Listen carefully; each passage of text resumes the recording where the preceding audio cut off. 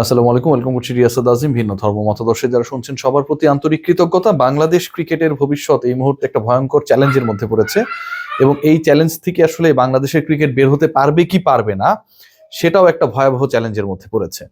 কেন বলছি? এখন থেকে আমি কন্টেন্টটা যখন রেকর্ড করছি তার 10 মিনিট আগে ইএসপিএন ক্রিক ইনফো তারা জানিয়েছে যে বাংলাদেশের বিশ্বকাপ খেলা না খেলা ইস্যু, ভারতে গিয়ে বাংলাদেশ দল বিশ্বকাপ খেলবে কি খেলবে না সেই ইস্যু নিয়ে যে আলোচনাটা শুরু হয়েছিল চলতি মাসের জানুয়ারি মাসের 4 তারিখে, আজকে 21 তারিখ, আজকে সিদ্ধান্ত হবার কথা ছিল, সেটা এমন একটা পর্যায়ে গেছে যেখানটায় আসলে বাংলাদেশের সামনে এই মুহূর্তে অপশন হচ্ছে দুটা।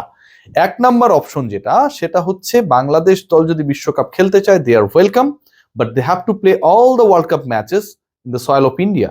মানে বাংলাদেশের বিশ্বকাপ খেলার একমাত্র অপশনই হচ্ছে ঠিক যেভাবে শিডিউল করা হয়েছিল, বাংলাদেশ দল 7 তারিখ, 9 তারিখ, তারপরে 12 তারিখ, 17 তারিখ, এরকম একটা শিডিউল ছিল, আপনারা সবাই জানেন, যেখানকার প্রথম 3টা ম্যাচ কলকাতায় খেলার কথা ছিল ইডেন গার্ডেন্সে, এবং সর্বশেষ ম্যাচ যেটা, সেই ম্যাচটা হওয়ার কথা ছিল মুম্বাইয়ের ওয়াংখেড়ে স্টেডিয়ামে।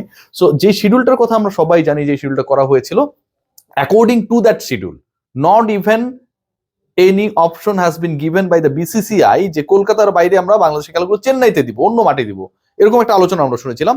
সেরকম কোনো অপশন নাই। বাংলাদেশকে যদি বিশ্বকাপ খেলতে হয় ভারতের মাটিতে খেলতে হবে, এবং ভারতের মাটিতে পার্টিকুলারলি যে দুইটা ভেন্যুর কথা বলা হচ্ছে মুম্বাই এবং কলকাতা, সেখানটায় গিয়ে খেলতে হবে, অপশন 1। দ্বিতীয় যে অপশনটা আইসিসির এখান থেকে দেয়া হয়েছে, আজকে যে বোর্ড মিটিংটা হয়েছে, খুব দীর্ঘক্ষণের মিটিং হয়েছে তাও কিন্তু না, 1-1.5 ঘন্টার মধ্যে সিদ্ধান্ত হয়ে গেছে। সেখানটায় বলা হয়েছে বাংলাদেশ যদি এই শর্ত না মানে তাহলে বাংলাদেশকে কুইট করতে হবে, এবং বাংলাদেশের রিপ্লেসমেন্ট মানে বিশ্বকাপে সি গ্রুপে বাংলাদেশ থার্ড টিম হিসেবে 1-2-3 যে সেটিংটা করা হয়েছে সেখানটায় বাংলাদেশকে রিপ্লেস করবে স্কটল্যান্ড। এবং ভয়াবহ সত্য যেটা, সেটা হচ্ছে যে এই সিদ্ধান্তটা জয়সা নেয় নাই, এবং বিসিসিআই বা আইসিসি এককভাবে একক ক্ষমতা অ্যাপ্লাই করে নেয় নাই। পুরো সিদ্ধান্ত গ্রহণ করার জন্য আইসিসি বোর্ড মিটিং হয়েছে, বোর্ড মিটিং এ ভোটাভুটি হয়েছে, যেহেতু বাংলাদেশ একটা ফুল মেম্বার কান্ট্রি, এবং সেই ভোটাভুটিতে বাংলাদেশ হেরে গেছে। Majority of the countries who are the full member of ICC they have decided যে বাংলাদেশের এই সিচুয়েশনে ওয়ার্ল্ড কাপ যদি আগাতে হয়, করতে হয়, তাহলে ডিসিশন একটাই, সেটা হচ্ছে বাংলাদেশ না খেললে একটা রিপ্লেসমেন্ট দলকে দিতে হবে। ডিসিশনটা কার? Majority of the participating boards, যারা যেই বোর্ডগুলো অংশগ্রহণ করেছে তাদের মেজরিটির সিদ্ধান্ত হচ্ছে বাংলাদেশকে রিপ্লেস করবে এরকম একটা দলকে রেডি রাখতে হবে। এই মিটিং থেকে যে সিদ্ধান্ত এসেছে, যে মিটিংটা শেষ হয়েছে কিছুক্ষণ আগে, সেটা আরো গুরুত্বপূর্ণ সিদ্ধান্ত, এবং সেখানটায় বাংলাদেশকে একটা লাস্ট চান্স দেওয়া হয়েছে। আইসিসির বোর্ড মেম্বাররা তারা ভোটাভুটির পরে বাংলাদেশকে একটা লাস্ট চান্স দেওয়া হয়েছে, এবং সেই চান্সে বলা হচ্ছে যে বাংলাদেশ দল যদি বিশ্বকাপ খেলতে চায় এবং বাংলাদেশ যদি বিশ্বকাপে অংশগ্রহণ করতে চায়, সেটা তো ভারতের মাটিতে, ভারতের ওই দুইটা মেনশন ভেন্যু কলকাতা এবং মুম্বাইতে খেলতে হবেই। যদি বাংলাদেশ না খেলতে চায়, সেটার জন্য বাংলাদেশকে একদিন সময় বাড়িয়ে দেওয়া হয়েছে, যে by 22nd of this month, মানে আগামীকালের মধ্যে এটা জানাতে হবে যে বাংলাদেশ দল whether they want to take part in the upcoming World Cup in the soil of India or not। আগামীকালের মধ্যে বাংলাদেশ দলকে জানিয়ে দিতে হবে। তার মানে আগামীকালের মধ্যে ফরমালি এই ডিসিশনটা আমরা পেয়ে যাব যে বাংলাদেশের বিশ্বকাপ ভবিষ্যৎটা আসলে কি, কোন পথে। দেখুন, এখানটা একটা মেজর মানে ফ্যাক্ট তৈরি হয়েছে আমার কাছে মনে হয়। প্রথমত আইসিসি এখন ফরমালি জানিয়ে দিয়েছে যে বাংলাদেশকে খেলতে হলে ইন্ডিয়ায় খেলতে হবে। এর আগে কিন্তু ফরমাল এরকম কোন ধরনের ডিক্লারেশন ফ্রম দ্য আইসিসি আমরা পাই নাই। দ্বিতীয়ত আইসিসি যে board member, full members country যারা রয়েছে, তারাও ফরমালি তাদের ডিসিশন দিয়েছে, they are the part of the voting. So voting এ তারা যখন অংশগ্রহণ করেছে, সেখানটায় তারা এটা এনশিওর করেছে যে বাংলাদেশ যদি খেলে, বাংলাদেশকে তাদেরও মত এটা যে ইন্ডিয়াতে খেলতে হবে, আদারওয়াইজ বাংলাদেশের রিপ্লেসমেন্ট নিতে হবে। থার্ড যে পয়েন্ট, সেটা হচ্ছে বাংলাদেশ সরকার, বিসিবি, তারা এই মুহূর্তে ভয়াবহ প্রেসারে, কারণ তাদেরকে এই 24 ঘন্টার মধ্যে সিদ্ধান্ত জানাতে হবে। বাংলাদেশ যদি না খেলে একরকম, খেলে আরেক রকম, সেই সিদ্ধান্তটা তো এখন অফিসিয়ালি পেন এন্ড পেপারে আইসিসির কাছে দিয়ে দিতে হবে।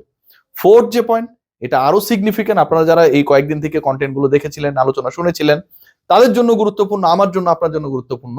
Pakistan cricket board they have written a formal letter to the ICC regarding the issue of Bangladesh participation in world cup, upcoming world cup. সেখানটায় কি বলা হচ্ছে? সেখানটায় পাকিস্তান ক্রিকেট বোর্ড যে রিকোয়েস্ট লেটারটা লিখেছিল, যেই ঘটনা ঘটেছিল জানুয়ারি মাসের 4 তারিখে, পাকিস্তান ক্রিকেট বোর্ড আইসিসির কাছে চিঠি দিয়েছে আজকে, মানে যেদিন মিটিংটা কল করা হয়েছে, আজকে পাকিস্তান ক্রিকেট বোর্ড আইসিসির এই সভায় কোথাও কোনোভাবে কোনো বাক্যে সরাসরি অথবা সরাসরি না প্রত্যক্ষ পরোক্ষভাবে কোথাও বলে নাই যে বাংলাদেশ যদি না খেলে তাহলে পাকিস্তানও খেলবে না। এই যে আলোচনাটা ছিল পাকিস্তানের ক্যাম্প বন্ধ করে দেয়া, বিশ্বকাপ প্রস্তুতি বন্ধ করে দেয়া, বাংলাদেশ যদি না খেলে তাহলে পাকিস্তানও খেলবে না, বাংলাদেশ পাকিস্তান ভাই ভাই এবার ইন্ডিয়া কই যাই, মানে এরকম একটা যে সিচুয়েশন ক্রিয়েট হয়েছিল, যে বাবল তৈরি হয়েছিল, যে মিডিয়া নিউজগুলো এসেছিল, পাকিস্তানি মিডিয়া এই নিউজগুলো আসার পর আমরা সেগুলোকে ফলো আপ করেছি। আইসিসির ফর্মাল মিটিংয়ে এরকম কোনো স্ট্যান্স পাকিস্তান নেয় নাই, despite they have been connected, they were connected with the government level. বাংলাদেশের সরকারি পর্যায় থেকেও পাকিস্তানের সাথে যোগাযোগ করা হয়েছিল, পাকিস্তানের গণমাধ্যম জানিয়েছিল। সেই পাকিস্তান শেষ পর্যন্ত বাংলাদেশের পক্ষে ছিল ঠিকই, যে ঠিক আছে বাংলাদেশের দাবিটাকে বিবেচনা করা হোক, কিন্তু কোনো স্ট্রেংথ মানে অ্যাকশন আমরা দেখি নাই পাকিস্তানের পক্ষ থেকে, যে তারা বাংলাদেশ না খেললে, বাংলাদেশকে ন্যায্য অধিকার যদি দেয়া না হয়, বঞ্চিত করা হয়, তাহলে তারা অংশগ্রহণ করবে না। এই যে চারটা জায়গা বললাম, আমার কাছে মনে হয় বাংলাদেশের জন্য রিয়েলিটি বুঝতে এটা হেল্প করবে। এর আগে কি মনে হয়েছিল যে বাংলাদেশ একা না, আরো অনেকের সাপোর্ট রয়েছে, আসলে বাংলাদেশের সাথে কেউ নেই, number one. Number two, Bangladesh একা না থাকলেও, বাংলাদেশের সাথে অন্য দেশ না থাকলেও পাকিস্তান পিসিবি অ্যাটলিস্ট রয়েছে, সেটাও ফর্মালি এই মুহূর্তে নেই, কারণ তারা অংশগ্রহণ করবে, তারা লজিক্যালি আগাচ্ছে। নাম্বার থ্রি, যেটা আমরা মনে করেছিলাম যে এখানে 2-2 হতে পারে, 3-1 হতে পারে, ভেনুস গুলোর ব্যাপারে একটা নেগোসিয়েশনে আসতে পারে, বাংলাদেশে কিছু ম্যাচ শ্রীলঙ্কায় হলো, কিছু ইন্ডিয়ায় হলো, দুপক্ষ জিতলো, দুই দেশ জিতলো, পলিটিক্যালি কেউ হারলো না, ক্রিকেট কূটনীতির জায়গায় বাংলাদেশ কিছুটা হলেও একটা ব্রিদিং স্পেস পাবে, সেটাও হয় নাই। ফোর্থ যে চিন্তাটা ছিল, সেখানটায় মনে করা হচ্ছিল যে বাংলাদেশের ভেনুস গুলো ঠিক আছে, যে ইন্ডিয়ায় ওই ভেনুতে সমস্যা তৈরি হচ্ছে, অন্তত একটা অ্যাপ্রোচ থাকবে from the BCCI and the ICC, যে ঠিক আছে তুমি ইন্ডিয়াতেই খেলো, ইন্ডিয়ার অন্য ভেনুতে আমরা তোমাকে দিচ্ছি, একটা সান্ত্বনা পুরস্কার পেতাম যে আমরা অংশগ্রহণ করিনি, ভালো কথা, তারা আমাদেরকে বলেছে, তারা আমাদেরকে চেষ্টা করেছে অ্যাকোমোডেট করার জন্য, সেটাও করা হয়নি। বাংলাদেশের কোনো দাবি, not a single demand has been fulfilled at to this meeting. কোনো দাবি মানা হয়নি, কোনো দাবি নিয়ে কোনো ধরনের প্রগ্রেসিভ পজিটিভ রিপোর্ট নেই। কোনো মেম্বার কান্ট্রি, ফুল মেম্বার কান্ট্রি বাংলাদেশের এই ইস্যুতে ইন্ডিয়াকে, বিসিসিআই কে, আইসিসি কে বলে নাই যে বাংলাদেশের ভেন্যু ঠিক আছে, ইন্ডিয়াতেই খেলুক, অন্য ভেন্যুতে গিয়ে খেলুক, অন্য যেখানটায় সিকিউরিটি তুলনামূলকভাবে ভালো, রিস্ক ফ্যাক্টর কম, সেখানটায় গিয়ে খেলুক, এই আলোচনাটা পর্যন্ত কোনো ফুল মেম্বার কান্ট্রি করে নাই। এটা আমার কাছে মনে হয় বাংলাদেশের ক্রিকেট ডিপ্লোমেসির একটা বিগ ডিফিট। আমরা খেলতে চাইনি, ভালো কথা, আমাদেরকে অপশন দেওয়া হয়েছে, খেললে ইন্ডিয়ায় খেলতে হবে, না খেললে না, আমরা হয়তো সেকেন্ড অপশনটাই চুজ করবো যে আমরা খেলবো না, কিন্তু ক্রিকেট ডিপ্লোমেসিতে আমাদের পক্ষে যে কেউ ওই স্ট্রং ভয়েসটা রেজ করলো না, কেউ অন্তত এটা বললো না যে ইন্ডিয়ার মধ্যেও ভেন্যুটা চেঞ্জ করা হোক, আমরা ওটাতেও খেলতাম না, কিন্তু এই কথাও তো কেউ বললো না। এটা আমার কাছে মনে হয় বাংলাদেশের ক্রিকেট ডিপ্লোমেসিতে একটা বিগ ডিফিট, এবং সেই ডিফিটটা আজকে আমরা অর্জন করলাম। সো আসলে কিছুই বলার নেই, it's a very bad luck for Bangladesh. এবং আগামী 24 ঘন্টাও ঠিক না, ইনফ্যাক্ট 16-17 ঘন্টার মধ্যে বাংলাদেশ গভর্নমেন্ট দে